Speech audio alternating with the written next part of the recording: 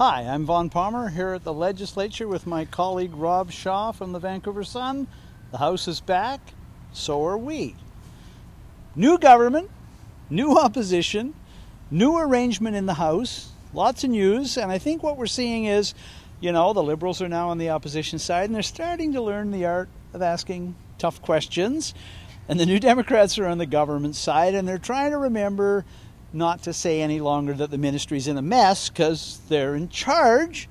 We've also got a new speaker. We got a new speaker. That was a dramatic play last week. Darryl Plecas defecting effectively from the Liberal Party to take the speaker's chair.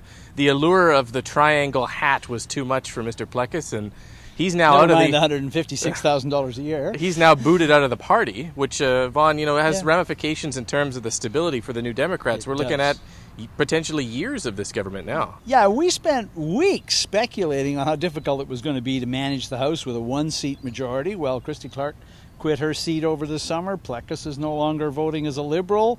So now John Horgan's got a 3-seat margin and some stability, and the Green NDP government is going to get a chance to show what it can do.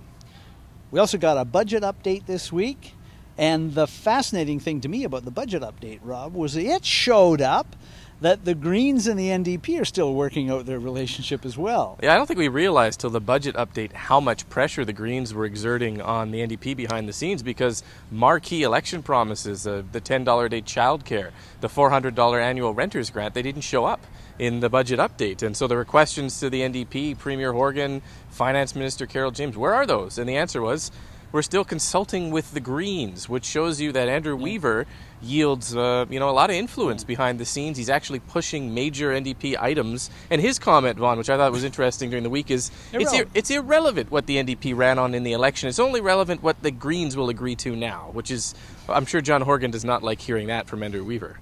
It's a work in progress. You're seeing us standing in the Rose Garden beside the legislature. The Premier sometimes stands out here. He's been doing a lot of media availability already. I'll give him that. John Horgan, new Premier. Lots to talk about, lots happening. And next week, he is going to be responding to one of the big things he's put out there. The New Democrats asked the Utilities Commission to do an independent review of the future of Site C. The Commission is going to come back next Wednesday with a preliminary report.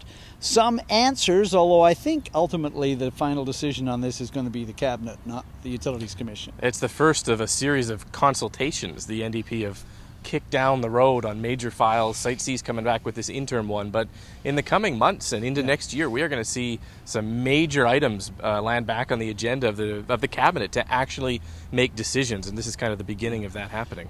Good to be back. There will be lots to talk about this fall, and I hope we'll be back next week telling you about more of them.